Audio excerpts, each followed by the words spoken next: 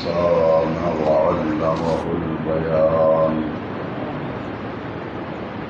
والصلاة والسلام على أفضل الرسل سيد السول محمد صلى الله عليه وسلم رسول الإنس والجان وعلى آله وصحبه الذين تصرفوا عنان تحقيقهم إلى إعلاء كلمة الرحمن. أما بعد، أعوذ بالله من الشيطان الرجيم. بسم الله الرحمن الرحيم.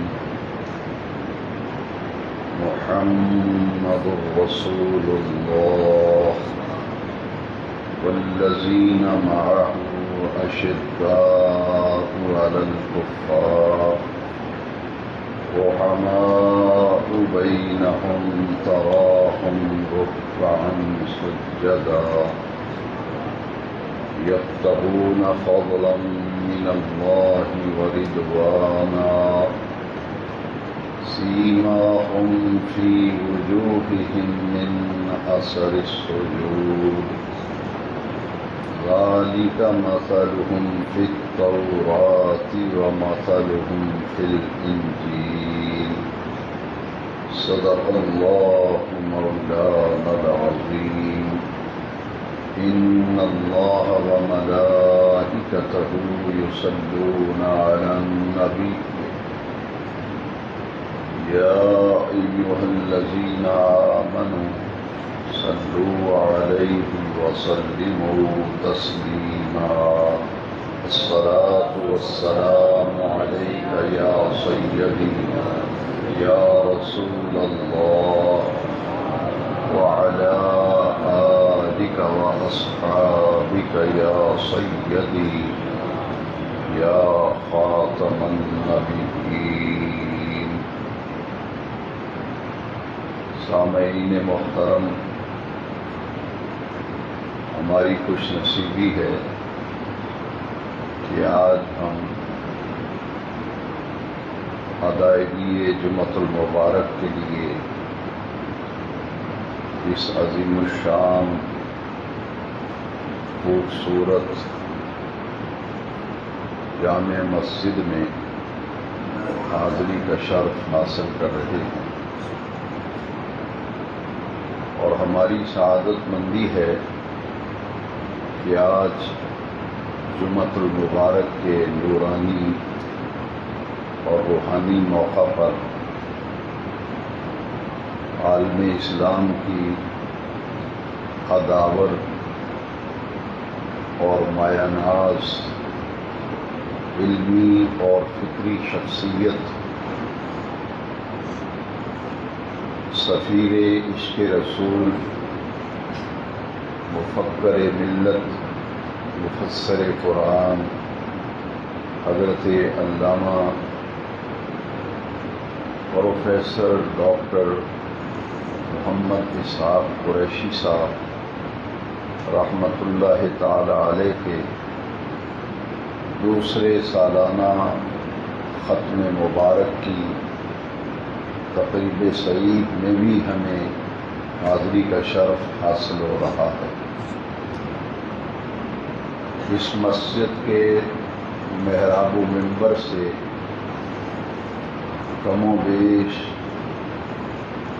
32 سال تک متواتر اور مسلسل بارگاہ الوہیت کے تقدس اور عشق سرور کونین صلی اللہ علیہ وسلم کا پیغام اللہ کی مخلوق تک پہنچایا گیا، اور جمعۃ المبارک میں حاضر ہونے والے ادائیگی جمعہ کے لیے جو حضرات مسجد میں تشریف لاتے، ان کی تعلیم اور ان کی تربیت اور ان کی اصلاح کے لیے بھی ڈاکٹر محمد اسحاق قریشی رحمۃ اللہ تعالی علیہ مکمل رہنمائی فرمایا کرتے تھے۔ یہی وجہ ہے کہ ان کے خطبات جمعہ جن حضرات نے سننے کا شرف حاصل کیا، ان کے دروس قرآن میں حاضری دی، اور آپ کے عام لیکچر اور خطابات میں بھی دو چیزیں نمایاں ہوتی تھیں کہ ایک اسلامی افکار و نظریات قرآن و حدیث کی روشنی میں حضور نبی کریم صلی اللہ علیہ وسلم کے غلاموں تک منتقل کیے جائیں،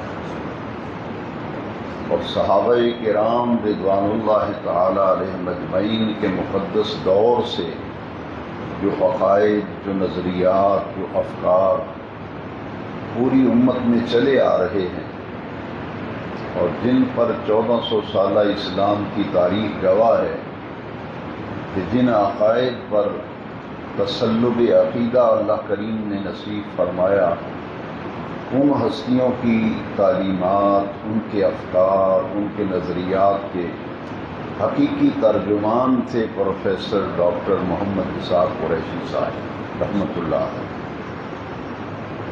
اور آپ کی شخصیت میں یہ جو نکھار پیدا ہوا، بلکہ جب سے میرا اس خانوادے سے تعلق ہوا اور جب سے میری شناسائی ہوئی، حضرت علامہ بشیر الحق صاحب صدیقی رحمۃ اللہ تعالی علیہ نے یہ گلشن آباد کیا، اور ان کی شخصیت کے کام کو دیکھ کر، ان کی تعلیمات کو دیکھ کر میں اس نتیجے پر پہنچا ہوں کہ اس پورے خانوادے اور پورے خاندان کا مرکزی نقطہ جو تھا وہ ہے کہ حضور نبی کریم علیہ السلام کی ذات اقدس سے لوگ وابستہ ہو جائیں۔ بلکہ اگر یہ کہا جائے کہ آج جن کے سالانہ ختم پاک میں ہم حاضر ہیں، ان کی تصانیف، ان کا لکھا ہوا لٹریچر ہمارے پاس موجود ہے، آپ میں سے اکثر لوگوں نے اس کا مطالعہ کیا ہوگا، تو میں پوری ذمہ داری سے یہ بات عرض کروں گا کہ ان کا اوڑھنا بچھونا جو ہے وہ عشق رسول تھا۔ وہ ہر بات میں، ہر خطاب میں، ہر درس میں نبی کریم علیہ السلام کی عشق اور محبت کو بکھیرا کرتے تھے۔ یہی وجہ ہے کہ بہت سے لوگوں نے ان کے خطابات کو سن کر، ان کے دروس قرآن کو سن کر اپنے عقائد کی اصلاح کی، لیکن ان کی توجہ صرف عقائد پہ نہیں رہی، بلکہ اس سے آگے بڑھ کر لوگوں کے احوال اور لوگوں کے اعمال کی اصلاح کے لیے وہ نبی کریم علیہ السلام کی مبارک حیات، جسے سیرت طیبہ کہتے ہیں، آپ کی سیرت طیبہ کے وہ پہلو جو اس امت کے لیے جن پر عمل کرنا لازم قرار دیا گیا، اور قرآن مجید میں رب ذوالجلال نے فرمایا لَقَدْ كَانَ لَكُمْ فِي رَسُولِ اللَّهِ أُسْوَةٌ حَسَنَةٌ، کہ میرے محبوب کریم علیہ السلام کی حیات میں تمہارے لیے نمونہ کمال موجود ہے۔ جہاں آپ محبت رسول کا درس دیتے تھے، اصلاح اعمال اور افعال پر توجہ دلاتے تھے، وہاں نبی کریم علیہ السلام کی مبارک سیرت کو خضر راہ بنانے اور مشعل راہ بنانے کا بھی راستہ دکھاتے تھے اور تلقین کیا کرتے تھے۔ اور یا اللہ اور اہل اللہ کا یہی خاصہ ہے، وہ صرف ایک عالم دین نہیں تھے، صرف فکری رہنما نہیں تھے، صرف ان کا تعلق علوم کے ساتھ نہیں تھا، بلکہ وہ تصوف کی تمام تر تعلیمات، اولیاء اللہ کی روحانیت، ان کی نورانیت، طریقت اور تصوف کے اسرار و رموز کو بھی سمجھتے تھے۔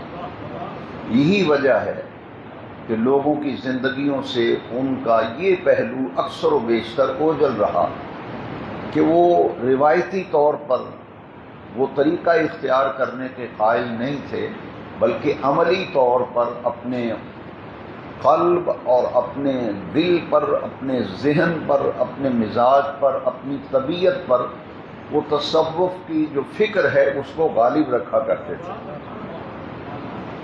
اس لیے میں بغیر تعمل کے یہ کہہ سکتا ہوں کہ وہ صوفی مزاج تھے، درویش منش آدمی تھے، اور آپ سب گواہ ہیں 32 سال اس منبر پہ آپ انہیں دیکھتے رہے۔ اتنے بڑے قداور شخصیت، علمی اور فکری مقام کے حامل، تصوف کی موشگافیوں سے اچھی طرح آگاہ تھے، لیکن آپ نے دیکھا کہ مزاج میں کتنی سادگی تھی۔ تو یہ مزاج کی سادگی، بلکہ میں یہ کہوں گا کہ وہ نمود و نمائش سے بہت دور تھے۔ بعض لوگوں کی یہ خواہش ہوتی ہے کہ میں نمود و نمائش کے ذریعے اپنی شخصیت کا روب لوگوں پہ جماؤں۔ اس کے تو وہ قریب تک نہیں گئے ساری زندگی۔ انہوں نے اپنے علم اور عمل کے اعتبار سے لوگوں کو دین کے ساتھ وابستہ کرنے اور حضور کی محبت کی تعلیم دی۔ ان کی مبارک زندگی کا ایک واقعہ میں آپ کی خدمت میں عرض کرتا ہوں، جس سے مجھے اندازہ ہوا، جب تک یہ میں نے واقعہ نہیں سنا تھا تو یہ پہلو میری نظروں سے بھی اوجھل تھا۔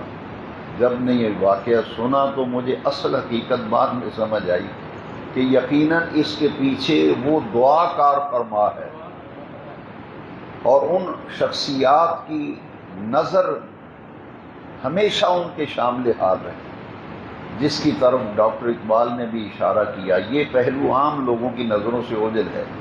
ڈاکٹر اقبال نے بھی کہا کہ نہ کالج سے نہ کتابوں کے در سے پیدا، دین ہوتا ہے بزرگوں کی نظر سے پیدا۔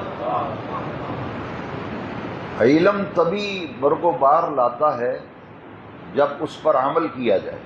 علم عمل کا تقاضا کرتا ہے، اور ایسا علم جس پہ عمل نہ کیا جائے تو قرآن مجید میں بتایا گیا وہ تو ایسے ہے، سورہ جمعہ کے اندر قرآن مجید میں فرمایا جیسے گدھے کے اوپر کتابیں لادی ہوئی۔ لہذا علم جو ہے وہ عمل کا تقاضا کرتا ہے، ایسا علم کہ جب اس علم کی روشنی ملنے کے لیے بندہ جائے تو صاحب علم سے محبت مصطفیٰ کی خوشبو آئے، سنت رسول کے حقائق سمجھ میں آئے، نبی کریم علیہ السلام کے مبارک طریقوں پر چلنے کو طبیعت چاہے، مائل ہو، تو پھر سمجھنا چاہیے کہ صاحب علم بھی ہے، صاحب نظر بھی ہے، صاحب قال ہی نہیں بلکہ صاحب حال بھی ہے۔ یہ خوبی تھی آج جن کی یاد میں ہم جمعے کے موقع پر ان کا سالانہ ایصال ثواب کا مبارک پروگرام، ان کی یادیں دل میں بسائے، ان کے کام کو دل میں بسائے ہوئے خراج عقیدت پیش کر رہے ہیں۔ میں نے آپ کے احوال میں سے مجھے بتایا گیا اور میں نے یہ سنا، ذمہ دار لوگوں سے سنا کہ فیصل آباد کی سرزمین میں ایک ایسی شخصیت ہے جس نے حیات مستعار میں اتنا کام کیا بغیر وسائل کے کام کیا۔ اس شخصیت کو دنیا آج محدث اعظم کے نام سے جانتی اور پہچانتی ہے۔ نبراس المحدثین، فنا فی الرسول، فنا فی الرضا، شیخ الحدیث حضرت علامہ ابو الفضل محمد سردار احمد چشتی قادری نور اللہ مرقدہ۔ آپ ہمہ جیت شخصیت تھے، مسند تدریس پہ جلوہ گر رہ کر آپ نے وہ کام کیا جو صدیوں پر محیط تھا۔ ایسے علماء ربانیت کی ایک ایسی ٹیم تیار کی، اور جہاں جہاں ان کے تلامذہ بیٹھ گئے وہاں یہ سمجھ لیں کہ عشق رسول کا گلشن آباد ہو گیا۔ حضرت علامہ محمد بشیر الحق صدیقی علیہ رحمت الرضوان کے بڑے گہرے مراسم اور بڑی محبت کا تعلق تھا شیخ الحدیث محدث اعظم مولانا ابو الفضل محمد سردار احمد رحمۃ اللہ علیہ سے۔ پروفیسر ڈاکٹر محمد اسحاق قریشی صاحب جب پنجاب یونیورسٹی میں ایم اے کے لیے انہوں نے ایڈمیشن لیا تو محدث اعظم علیہ رحمہ کی خدمت میں ملاقات کے لیے حاضر ہوئے۔ طالب علم تھے اس وقت، اسٹوڈنٹ تھے یونیورسٹی کے۔ ڈاکٹر صاحب علامہ بشیر الحق صدیقی انہیں ساتھ لے گئے اور جا کر کے دعا کرائی کہ یہ یونیورسٹی میں ایڈمیشن ہو گیا ہے، ایم اے کرنے کا ارادہ رکھتے ہیں، آپ سے دعا کرانے آئے۔ سیدی محدث اعظم علیہ رحمہ نے اس موقع پر انہیں جو دعا دی تھی وہ دعا کیا تھی؟ آپ نے فرمایا اللہ تعالی محمد اسحاق قریشی کو اہل سنت کا شیر بنائے۔ یہ دعا محدث اعظم علیہ رحمہ نے دی، اور ساتھ یہ فرمایا کیونکہ محدث اعظم رحمۃ اللہ تعالی علیہ وہ عظیم شخصیت ہیں جنہوں نے ہمیشہ حق اور باطل کا امتیاز کیا۔ اپنے دور میں اگر وہ یہ کام نہ کرتے تو آج آپ کو ہر طرف گستاخیوں کا دھواں نظر آتا۔ یہ جو محبت رسول کی خوشبوئیں، درود السلام کی آوازیں، میلاد النبی کی محافل، ذکر مصطفیٰ کی محافل، گھر گھر قریہ قریہ نگر نگر سجائی جا رہی ہے۔ فیصل آباد میں آنے کے بعد واقف حال لوگوں نے مجھے بتایا کہ جیسے ہی آپ کا ورود مسعود ہوا، ہر گلی سے، ہر محلے سے درود و سلام کی آوازیں آتی تھیں۔ محافل میلاد کا اور ذکر رسول کا چرچا ہو گیا۔ ہمیشہ وہ چاہتے تھے، جیسا کہ حضور مفتی اعظم ہند اعلیٰ حضرت کے چھوٹے شہزادے فرمایا کرتے تھے، سنی رہو، سنی جیو، سنی مرو۔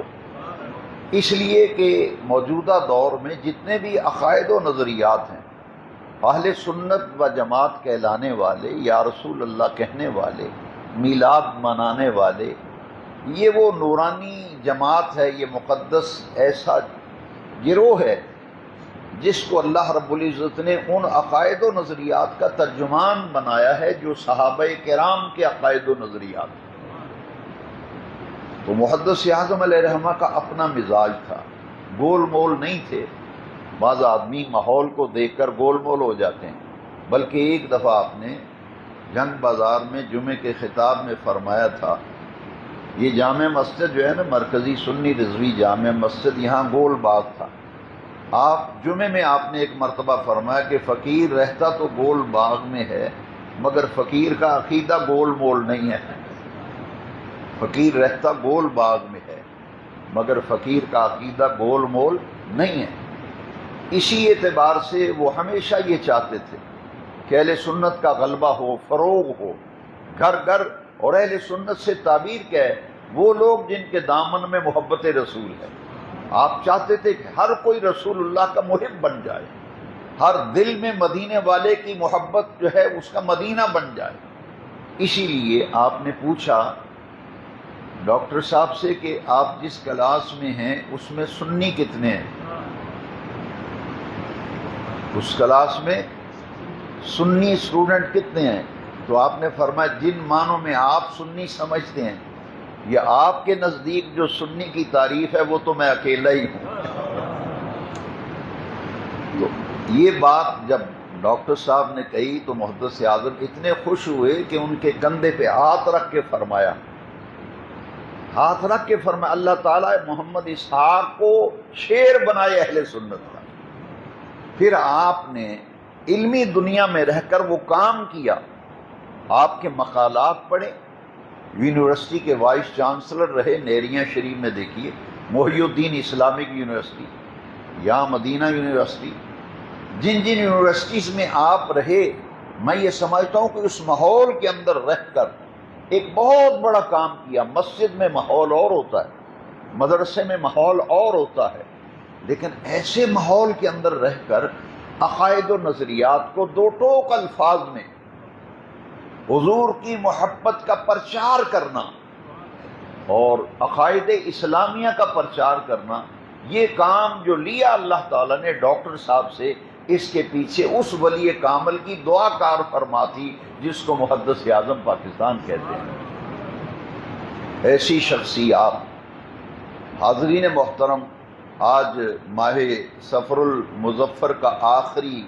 سمجھ لیجئے دن غالباً ہوگا، 29 صفر ہے، یا تو کل ربیع الاول شریف کی پہلی ہوگی یا پھر پرسوں اگر 30 پہ چاند نظر آتا ہے، تو آپ اندازہ فرمائیے کہ ربیع الاول کی آمد ہے، اور ربیع الاول کا چاند جیسے ہی طلوع ہوتا ہے گلشن اسلام میں بہار آ جاتی ہے، گلشن اسلام میں بہار آ جاتی ہے، گھر گھر ذکر مصطفیٰ کے تذکرے ہوتے ہیں، گلی گلی عظمت مصطفیٰ کا پرچار ہوتا ہے۔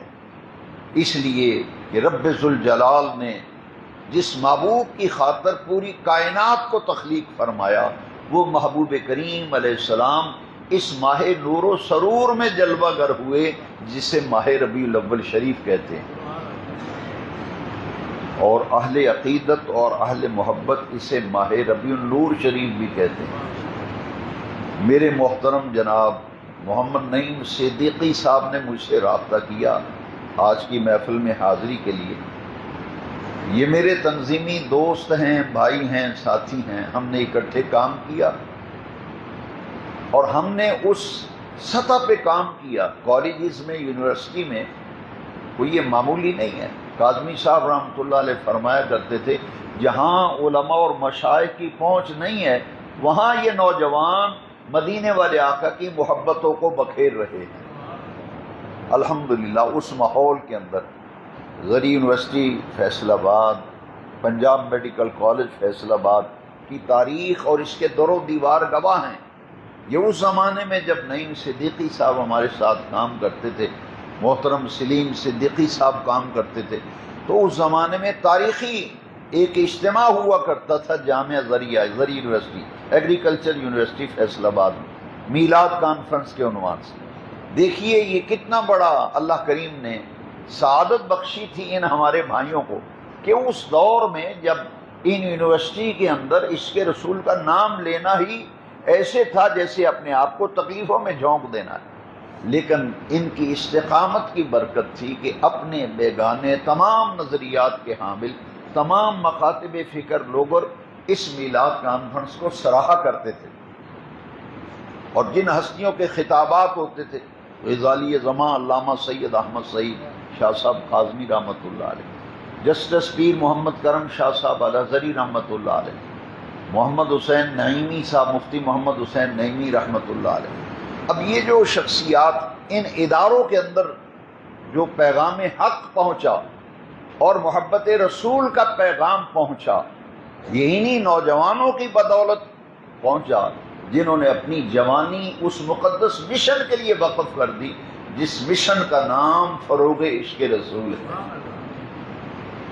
اسی لیے پروفیسر ڈاکٹر محمد اسحاق قریشی صاحب کو ہم نوجوان اس زمانے میں بھی اور آج بھی، اب تو ہمارے سارے وہ نوجوان بوڑھے ہو گئے، جب ان سے ملاقات ہوتی ہے وہ کہتے ہیں یار یہ بندہ جو ہے نا ڈاکٹر اسحاق قریشی صحیح معنوں میں سفیر عشق رسول تھا، مفسر قرآن تھا، مفکر ملت تھا، کہ اس نے ان اداروں میں جا کر مدینے والے آقا کی محبت اور ان کے پیار کی بات کی، ان کی سیرت کی بات کی، ان کی حیات مقدسہ کی بات کی، جس ماحول کے اندر یہ کام کرنا ناممکن ہوا کرتا تھا۔ الحمدللہ ان کا یہ لگایا ہوا گلشن آباد۔ میں جب دیکھتا ہوں کہ کتنے لوگ ہیں، ایک طویل فہرست ہے، اس پر میں زیادہ بات نہیں کروں گا، صرف اشارہ کروں گا۔ ایک ہوتا ہے صرف اپنی زندگی سنوارنا، اپنے آپ کا ہی سوچنا۔ پروفیسر ڈاکٹر محمد اسحاق قریشی علیہ رحمہ ان نفوس قدسیہ میں ہیں، ان شخصیات میں سے ہیں جنہوں نے 1 2 5 10 20 نہیں، سینکڑوں لوگوں تک علم کی دولت منتقل کی، اور سینکڑوں شاگرد ایسے تیار کیے جو اپنی اپنی جگہ پر سفیر عشق رسول بن گئے۔ ایک آدمی صرف اپنا ہی آشیانہ بساتا ہے، لیکن انہوں نے ایسا گلشن لگایا ہے نا جو جن لوگوں کو پی ایچ ڈی کروائی ہے۔ اب اس دور میں پی ایچ ڈی کے تھیسس مقالہ لکھنا کوئی آسان ہے، لیکن ان کو میٹر مہیا کرنا، مواد مہیا کرنا، اس کی ترتیب بتانا، کون یہ کام کرتا ہے؟ کوئی کام کرتا ہے؟ یہاں تو ٹیوشن فری میں کوئی نہیں پڑھائے گا آپ کو، لیکن یہ انہی لوگوں کا خاص، کوئی معاوضہ نہیں، کوئی بدلہ نہیں، کسی سے کچھ مانگا نہیں، طلب نہیں کیا، بلکہ وقت دیا، لائبریریوں سے کتابیں چھان چھان کے بتائیں کہ آپ کے مقالے میں فلاں کتاب فلاں لائبریری میں، فلاں کتاب آپ کو دیال سنگھ لائبریری میں ملے گی، فلاں کتاب پنجاب یونیورسٹی میں ملے گی۔ یہ رہنمائی کی، اور بیسیوں لوگوں کو انہوں نے پی ایچ ڈی کرنے میں وہ معاونت کی کہ آج وہ اپنے نام کے ساتھ لکھتے ہیں پروفیسر، ڈاکٹر، اور آگے لکھتے ہیں پی ایچ ڈی۔ تو یہ سارا کریڈٹ کس شخصیت کو جاتا ہے؟ جن کی یاد میں آج ہم جمع ہیں، پروفیسر ڈاکٹر محمد اسحاق قریشی۔ میرے والد صاحب رحمۃ اللہ علیہ فرماتے تھے یہ تعلیم و تعلم اور دست و تدریس ایسا شعبہ ہے، یہ تو صدقہ جاریہ ہے۔ یہ تو اب دیکھیے اس ممبر پہ ڈاکٹر صاحب نے 32 سال محبت رسول کا ہی درس دیا، کہ ان کی توجہ کا مرکز، ان کے تخیل کا مرکز، ان کے تصور، وہ بات بات میں حضور کا ذکر کرتے تھے، بات بات میں حضور کا ذکر، صحابہ کی مثالیں۔ یہ اس لیے تھا کہ ان کے مزاج پر عشق رسول کا غلبہ تھا، وہ چاہتے تھے، اسی لیے ساری زندگی وقف کی تھی کہ یہ جو سعادت ہے ہر بندے کو مل جائے، ہر کوئی مدینے والے کا دیوانہ بن جائے۔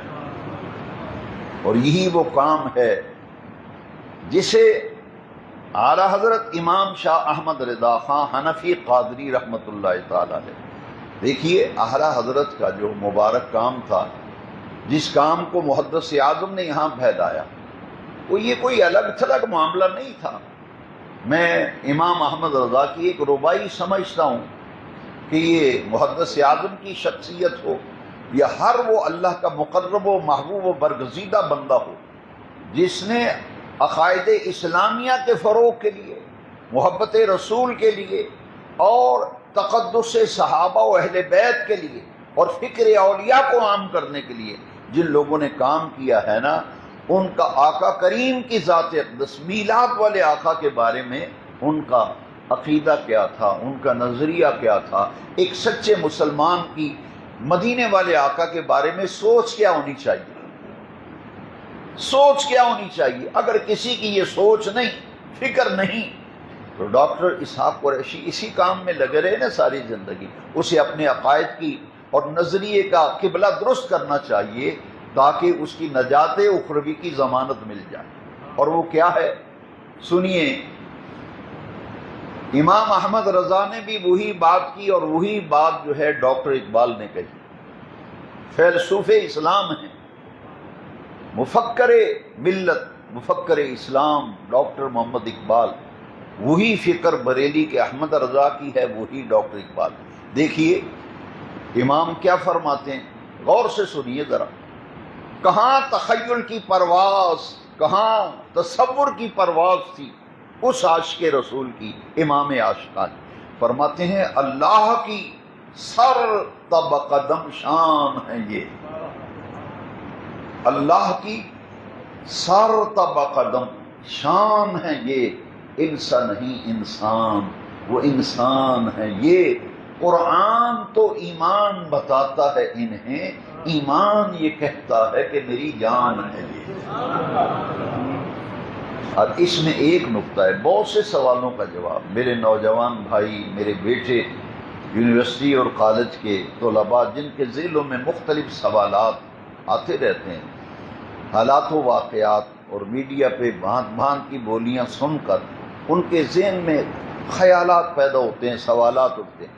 یقیناً ہم جمعے کے لیے جب ایسے اللہ والوں کے پاس آتے ہیں، مجھے ایک دوست ہے میرے، انہوں نے مجھے بتایا کہ میرے ذہن میں جتنے سوال ہوتے تھے میں نیت کر کے آتا تھا کہ ڈاکٹر اسحاق قریشی صاحب کے پیچھے جمعہ پڑھوں گا، ان کا خطاب سنوں گا، بعد میں ان سے یہ سوال پوچھنا ہے۔ اس نے کہا کہ بہت دفعہ ایسا ہوا کہ میں ان کی تقریر سنتا تھا، وہ خود بخود جواب مل جاتا تھا، خود بخود ایسی جامع خطاب ہوتا تھا وہ روایتی تقریر کے قائل نہیں تھے، ان کا بیان مدلل ہوتا تھا، علمی ہوتا تھا، اور جو بات کرتے تھے پورے وزن کے ساتھ اور بڑی ٹھوس بات کرتے تھے۔ یہی بات ہے کہ میں نے دیکھا ہے کہ اپنے اور بیگانے ان کی علمی صلاحیتوں کے قائل تھے اور معترف تھے، ہر کوئی انہیں سنتا تھا اور ہر کوئی یہ کہتا تھا کہ اس ممبر اور اس مسجد کے محراب سے ڈاکٹر اسحاق قریشی جو بات کرتا ہے وہ قرآن و حدیث کے عین مطابق کرتا ہے۔ اب اس سوال، جتنے بھی سوال ہمارے ہاں پیدا ہوتے ہیں، دیکھیے اس ربائی کے اندر جواب ہو گیا، لیکن اخذ ہر کوئی اپنی عقل سلیم کے مطابق کرتا ہے، اپنے ذوق کے مطابق۔ بعض سے لوگ یہ کلام سنتے ہیں، سر کے اوپر سے گزر جاتا ہے، وہ سمجھتے ہیں بس شعر ہی سنا ہے، شعر نہیں ہے۔ دیکھیے بہت سے سوالوں کا جواب ہے، میں پھر پڑھتا ہوں اور پھر اشارہ دیکھیے۔ یہ جو ایک بہتان اور اتہام لگایا جائے کہ یہ جو میلاد بنانے والے ہیں یا رسول اللہ کہنے والے ہیں، یہ تو حضور کی بشریت کے ہی قائل نہیں، بلکہ یہاں تک کہا جاتا ہے کہ یہ تو شاید حضور کو انسان ہی نہیں مانتے، کوئی ماورا مخلوق مانتے۔ لیکن میں توجہ چاہتا ہوں کہ دیکھیے کیسا پاکیزہ نظریہ ہے، کیسا مقدس عقیدہ ہے جو قرآن و حدیث کی عین روح کے مطابق ہے۔ وہ کیا ہے؟ فرماتے ہیں اللہ کی سر تب قدم شان ہے یہ۔ اب غور کیجئے جو لفظ آ رہے، انسان نہیں انسان، انسان نہیں انسان، وہ انسان ہے یہ۔ قرآن تو ایمان بتاتا ہے انہیں، ایمان یہ کہتا ہے کہ میری جان ہے۔ انسان نہیں انسان، وہ انسان ہے یہ۔ یہاں بات آ گئی نا کہ نبی کریم علیہ السلام بے مثل ہیں، انسان کامل ہیں، بشری کمزوریوں، بشری خامیوں سے رب ذوالجلال نے جس آقا کریم کا ہم نے کلمہ پڑھا ہے، رسول کریم علیہ السلام، ان تمام سے منزہ اور مبرہ۔ اور یہی بات کہاں سے چلی؟ اسی لیے میں اکثر یہ کہتا ہوں کہ ہمیں جو ریفرنس کوڈ کرنا چاہیے وہ ہم نہیں کرتے، ہم نیچے والا ریفرنس کوڈ کرتے ہیں۔ میں ذرا اوپر لے جانا چاہتا ہوں، ذرا دیکھیے جو بریلی کے امام نے بات کی ہے، یہ پہلے اس لیے بات کی تاکہ وہ بات سمجھنا آسان ہو جائے۔ بات چلی ہے حسان بن ثابت سے۔ یہ جو نظریہ ہے، اے نوجوانان ملت اسلامیہ، میں پڑھے لکھے طبقے سے نوجوانوں سے یہ عرض کروں گا، ذرا تصور کیجئے میلاد النبی کا مہینہ آ رہا ہے، جشن آمد رسول کی تیاریاں ہو رہی ہیں، تو دیکھیے ہم کتنے سعادت مند ہیں، کتنے فیروز وقت ہیں کہ صحابی رسول شاعر دربار رسالت۔ اور اس سلسلے میں ڈاکٹر اسحاق قریشی صاحب نے، میں علامہ بشیر الحق صدیقی رحمۃ اللہ علیہ کے عرس میں یہیں اسی مسجد میں جمعے کے موقع پہ آیا تھا، بعد میں ڈاکٹر صاحب نے جو خطاب کیا تو مجھے آج بھی یاد ہے کہ عرب کے شعراء کا وہ کلام اور حسان بن ثابت کا وہ کلام جو آج تک پڑھا ہی نہیں گیا، بیان ہی نہیں کیا گیا، وہ آپ نے اشعار پڑھ کے عظمت رسالت کا پرچار کیا اور یہ بتایا کہ یہ نظریات تو حضور کے صحابہ کے نظریات ہیں۔ اب حسان بن ثابت کیا کہتے ہیں، غور سے سنیے ذرا۔ یہ میلاد النبی کا مہینہ آ رہا ہے، ہم کہتے ہیں کہ ہمارے آقا بے عیب ہیں، ہمارے آقا ذالک الکتاب لا ریب فیہ، قرآن ایسی کتاب ہے جس میں شک اور شبہ کی گنجائش نہیں۔ کعبے کے رب کی قسم ہے، جس طرح آمنہ کے لال بے عیب ہیں، اسی طرح ان پر نازل ہونے والی کتاب بھی بے عیب ہے، ہر شک و شبہ سے بالا ہے وہ کتاب۔ حسان بن ثابت یہ حضور کی موجودگی میں پڑھتے ہیں۔ میں تمام سامعین جو اس وقت اس جامع مسجد میں موجود ہیں، میں آپ کی توجہ چاہتا ہوں، یہ مسجد نبوی شریف کے پرکیف ماحول میں اور حضور سرور کونین صلی اللہ علیہ وسلم کی موجودگی میں ممبر کے اوپر بٹھایا تھا حضرت حسان کو، فرمایا حسان ممبر کے اوپر بیٹھ جاؤ اور میری ہجو کرنے والوں کو جواب دو۔ انہوں نے عرض کی آقا میری کیا مجال ہے کہ آپ نیچے تشریف فرما ہوں، میں ممبر کے اوپر بیٹھوں، ایسا ممکن نہیں ہے۔ لیکن حضور نے فرمایا نہیں حسان، آج میرا یہ حکم ہے، آج میرا یہ حکم ہے تم بیٹھو گے ممبر پہ، میں بیٹھوں گا صحابہ کے بھرے مجمع میں، تاکہ قیامت تک ایک ضابطہ طے پا جائے، قیامت تک ایک ضابطہ طے پا جائے کہ آقا کریم علیہ السلام کی مدح سرائی کرنا، رسول اللہ کے محامد و محاسن بیان کرنا، یہ تو حسان بن ثابت کی سنت ہے، اور جھوم جھوم کر سن کر دلوں کو سرور بخشنا اور اپنی طبیعت میں خوشی اور مسرت کو لانا، یہ آقائے دو جہاں کی سنت ہے۔ حضور نے یہ عمل صحابہ کی موجودگی میں کیا۔ اگر کوئی مجھ سے یہ سوال کرے کیا صحابہ کرام نے میلاد کی محفل کا کوئی اہتمام کیا یا صحابہ نے کبھی میلاد کا ذکر کیا، تو پوری توجہ سے سنیے، میں پوری ذمہ داری سے عرض کرتا ہوں۔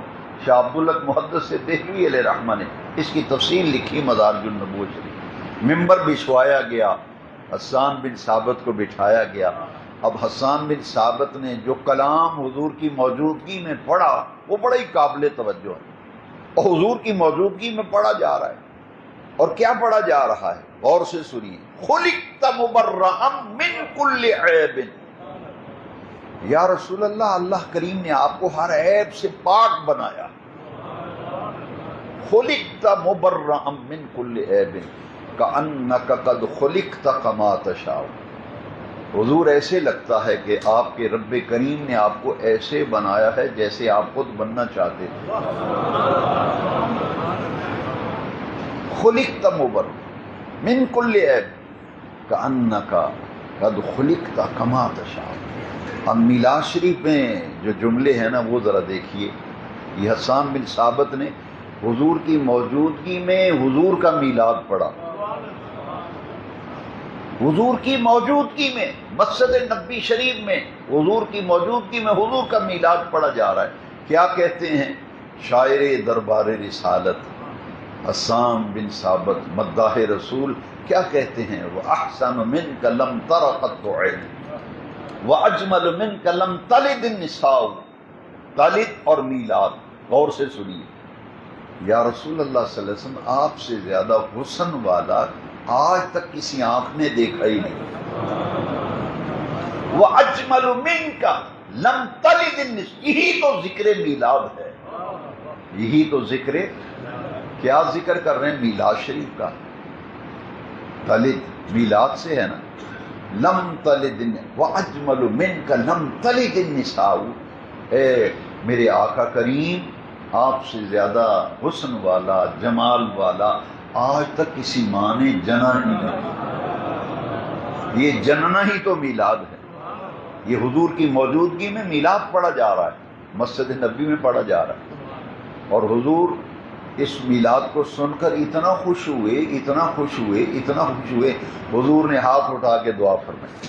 جب حسان نے، میرے لفظوں پہ ذرا غور کرنا، میرے جملوں پہ غور کرنا، جب میلاد شریف پڑھا حضرت حسان نے حضور کی موجودگی میں مسجد نبوی میں، حضور اتنے خوش ہوئے، اتنے خوش ہوئے، فرمایا حسان تو نے میلاد پڑھا ہے میرا، فرمایا اللہم ایدہ بروح القدس، اللہم ایدہ بروح القدس، اے بے نیاز رب، حسان نے میرا میلاد بیان کیا ہے، میرا میلاد پڑھا ہے، اے رب ذوالجلال میرے حسان کی روح قدس سے مدد فرما۔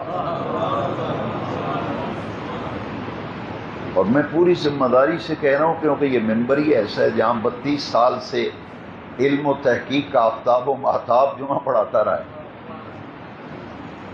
اور میں تو ایسی کچی باتوں کا قائل ہی نہیں ہوں، لیکن ذمہ داری سے کہتا ہوں، بہت سی سیرت کی کتابوں کے مطالعے کے بعد حضور نے صرف دعا نہیں دی، میلاد پڑھنے والے حسان کو صرف دعا نہیں دی، حضور نے 2 یمنی چادریں بھی تحفے میں عطا فرمائیں۔ یمن سے 2 چادریں میرے آقا کو گفٹ کی گئی تھیں، تحفہ پیش کیا گیا، حضور نے دونوں چادریں منگوا کر حسان کو وہ تحفہ عطا فرمایا، میلاد پڑھنے پر میرے آقا نے نوازا، کتنے خوش ہوئے۔ اب اندازہ فرمائیں جب حضور خوش ہوئے تو کیا رب کریم خوش نہیں ہوا؟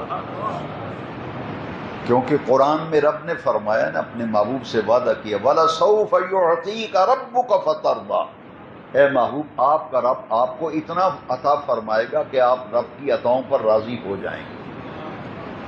حضرات آخری بات، چونکہ ربیع الاول شریف کی آمد ہے اور مجھے یہی حکم دیا گیا کہ میں آپ کے پاس اپنے آقا کی کچھ باتیں عرض کروں، بڑے غور سے میری بات کو سننا، میں اس کا ذمہ دار ہوں کہ ربیع الاول کی 12 تاریخ کو میرے آقا کریم کی ولادت ہوئی، اور جب حضور ہجرت فرما کر مدینہ منورہ تشریف لے گئے، ہجرت فرما کر اس دن بھی ربیع الاول کی 12 تاریخ تھی۔ جب حضور دنیا میں تشریف لائے، پیر کا دن ربیع الاول کی 12 تاریخ۔ شاہ عبداللہ محدث دہلوی علیہ رحمہ اپنی کتاب ما ثبت من السنہ میں لکھتے ہیں، جب حضور کا میلاد ہوا تو حضور کی والدہ ماجدہ سیدہ آمنہ سلام اللہ علیہا فرماتی ہیں کہ جب میری گود میں چاند کا ظہور ہوا تو فرماتی ہیں ما ثبت من السنہ میں شاہ عبداللہ محدث دہلوی نے، میلاد النبی میں محدث ابن جوزی نے لکھا، حضور کی والدہ ماجدہ فرماتی ہیں خرج منی نور، خرج منی نور اضاءت منہ قصور الشام، مجھ سے ایک نور کا ظہور ہوا اور میں نے مکے میں بیٹھ کے شام کے محلات کو روشن دیکھا۔ ہر گھر پر میلاد النبی کا پرچم لہرانا چاہیے، اور کیوں لہرانا ضروری ہے؟ سیدہ آمنہ کی زبانی سن لیجئے، حضور کی والدہ ماجدہ فرماتی ہیں جیسے ہی میری گود میں چاند کا طلوع و ظہور ہوا، رأیت ثلاثۃ اعلام، علم جھنڈے کو کہتے ہیں، علم کی جمع ہے اعلام۔ سیدہ آمنہ فرماتی ہیں رأیت ثلاثۃ اعلام، جب محمد پاک صلی اللہ علیہ وسلم پیدا ہوئے، ظہور ہوا، فرماتی ہیں میں نے 3 جھنڈوں کو لہراتے ہوئے دیکھا۔ رأیت ثلاثۃ اعلام، علما بالمشرق وعلما بالمغرب وعلما بظہر الکعبہ، ولادت مصطفیٰ پر، میلاد مصطفیٰ پر ایک جھنڈا مشرق پہ لہرا رہا تھا، ایک مغرب پہ لہرا رہا تھا، ایک جھنڈا کعبے کی چھت پہ لہرا رہا تھا۔ کائنات منور ہو گئی اور اجالا ہو گیا، پرچم لہرا دیے گئے۔ حاضرین محترم، ربیع الاول کی 12 تاریخ ہی تھی جب حضور ہجرت فرما کر مدینہ منورہ گئے۔ جب مدینہ شریف گئے تو شواہد النبوت میں علامہ جامی نے لکھا کہ حضرت ابو برزہ اسلمی معاذ اللہ حضور کو قتل کرنے کے لیے، چونکہ مسلمان تو تھے نہیں، 70 آدمی ساتھ لے کر حضور کو قتل کرنے کے لیے مدینہ منورہ سے باہر آ گئے کہ سنا ہے مسلمانوں کے نبی آ رہے ہیں، اور میں نے تو داخل ہی نہیں ہونے دینا، راستے میں قتل کر دینا۔ 70 آدمی ساتھ چنے ہوئے بدماش لے کے آئے۔ جیسے ہی میرے آقا کی سواری آئی، ساتھ کشتہ اس کے رسول سیدنا ابو بکر صدیق رضی، جیسے ہی آقا کی سواری ارادہ کیا کہ آتے ہی معاذ اللہ حضور کو قتل کر دینا ہے، جیسے ہی پہلی نظر حضور کے چہرے پہ پڑی نا، تلوار ہاتھ سے گر گئی۔ ابو برزہ اسلمی نے کہا لیس بوجہ کاذب، اس نے کہا یہ چہرہ بتاتا ہے، یہ آنے والے کا چہرہ بتاتا ہے، یہ کسی جھوٹے کا چہرہ ہو ہی نہیں سکتا۔ فوراً حضور کے قدموں میں گر پڑے، یہ تو قتل کرنے آئے تھے۔ ابو برزہ اسلمی، ابو برزہ بنو اسلم قبیلے کا بہت بڑا سردار، قدموں میں گر کے کہا آقا تاخیر نہ کیجیے، مجھے جلدی سے اپنی غلامی میں قبول فرما لیجیے۔ کلمہ پڑھا اور مسلمان ہو گئے۔ وہ 70 آدمی جو ساتھ کرائے کے قاتل جو ہائر کیے تھے، 70 آدمی، انہوں نے کہا کہ سردار جی اکیلے ہی غلامی میں چلے گئے ہو، ہمیں بھی ان کی غلامی میں دلوا دیجیے۔ 70 آدمی وہ مسلمان، کلمہ پڑھ لیا ابو برزہ اسلم۔ میں ذمہ داری سے عرض کرتا ہوں کہ اس ابو برزہ نے کہا حضور جھنڈا کسی بھی قوم کی علامت ہوتا ہے، آپ ہجرت فرما کے مدینہ شریف داخل ہو رہے ہیں تو جھنڈا ہمارے پاس کوئی نہیں۔ حضور اگر آپ اجازت فرمائیں، پرانے زمانے میں سردار جو ہوتے تھے اس زمانے میں بھی پگڑی باندھتے تھے، امامہ، بڑی سی پگڑی۔ شواہد النبوت میں علامہ جامی نے لکھا، دیگر سیرت نگاروں نے لکھا کہ انہوں نے اپنا امامہ اتار کر حضور کے قدموں میں رکھ دیا۔ اے اللہ کے محبوب، ہماری عزتیں آپ پہ قربان۔ وہ امامہ پھاڑا اور اپنے تھیلے میں سے تیر نکال کر کپڑا پھاڑ کر باندھ کر جھنڈا بنا دیا، اور حضور کی سواری کے آگے آگے جھنڈا لہرا رہے تھے۔ ربیع الاول کی 12 تاریخ تھی، حضور شہر مدینہ منورہ میں داخل ہو رہے ہیں، اور وہ 70 جو مسلمان ہوئے تھے نا، کرائے کے قاتل آئے ہوئے تھے، وہ بھی غلام، انہوں نے کہا یہ یار اس ہستی پاک کا چہرہ بتاتا ہے یہ اللہ کے سچے نبی ہیں، کیوں نہ ان کا کلمہ پڑھ کے اپنے آپ کو ان کی غلامی میں دے دیں۔ اور وہ خوشی میں آ کے جھومتے تھے اور پڑھتے تھے فجاء محمد سراجا منیرا فصلوا علیہ کثیرا کثیرا۔ یہ آمد مصطفیٰ کا جلوس ربیع الاول کی 12 تاریخ کو ہجرت مدینہ میں، شہر مدینہ میں داخل ہو رہا ہے، اور وہ پڑھ رہے ہیں فجاء محمد، محمد پاک آ گئے، سراجا منیرا بن کے آ گئے، فجاء محمد بشیرا ونذیرا، حضور بشیر و نذیر بن کے آ گئے۔ فصیح پڑھو حضرات، جب یہ قافلہ بنو نجار قبیلے کے محلے سے گزرا نا، آمد مصطفیٰ کا جلوس، بنو نجار قبیلے کی بچیاں دف بجاتی ہیں اور آمد مصطفیٰ کے جلوس کا استقبال کرتی ہیں، آقا کی آمد کی خوشی علینا ما دعا للہ۔ ترانہ پاکستان کے خالق حفیظ جالندھری نے شاہنامہ اسلام میں اس کی منظر کشی کی ہے، میں اختصار کرتا ہوں، وقت ختم ہو رہا ہے۔ وہ بچیاں کہہ رہی ہیں، حفیظ جالندھری کہتے ہیں گویا کہ بچیاں کہہ رہی تھیں، ہم ہیں بچیاں بنو نجار کے عالی گھرانے کی، خوشی ہے آمنہ کے لال کے تشریف لانے کی۔ یہ میلاد النبی کی بہاریں ہیں، یہ رونقیں، یہ کس لیے ہیں؟ اگر کوئی پوچھے کہ خوشی کس بات کی، ہم کہتے ہیں آمنہ کے لال کے تشریف لانے کی۔ قرآن مجید میں بھی رب ذوالجلال نے فرمایا قل بفضل اللہ وبرحمتہ فبذالک فلیفرحوا۔ حضور ہر پیر کے دن روزہ رکھا کرتے تھے۔ صحابہ نے پوچھا حضور ہر پیر کو آپ روزہ رکھتے ہیں، یہ آپ کا عمل کس وجہ سے؟ فرمایا فیہ ولدت، اس دن میرا میلاد ہوا تھا، میں اپنے میلاد کے دن روزہ رکھتا۔ حاضرین محترم، میلاد شریف کا مہینہ جلوہ گر ہو رہا ہے، آمد ہے۔ میں گزارش کروں گا، میرے جس بھائی نے ابھی تک میلاد شریف کا پرچم اپنے گھر پہ نصب نہیں کیا، آپ پہلا کام یہ کریں کہ میلاد شریف کا جھنڈا لے آئیں اور اپنے گھر پہ لگا دیں۔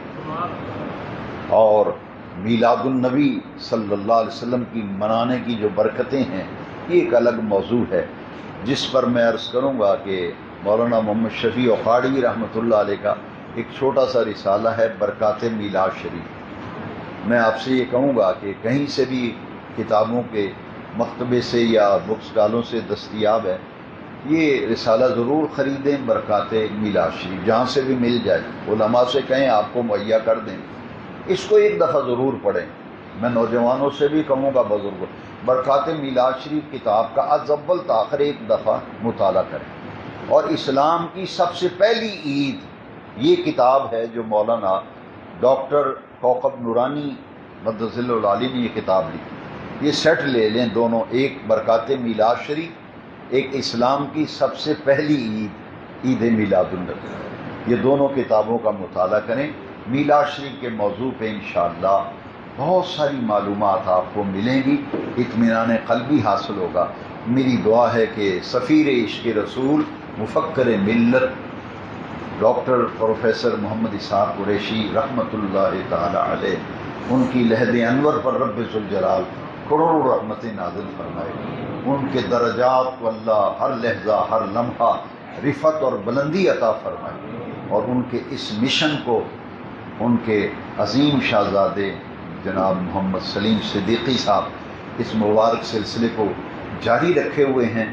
میں ان کے لیے دعا کرتا ہوں، اس پورے خاندان کو، خانوادے کو اللہ اپنے حفظ و امان میں رکھے، اور ہر فرد کو اسی طرح دین کے ساتھ وابستہ کر دے جس طرح ان کے آباء و اجداد وابستہ رہے۔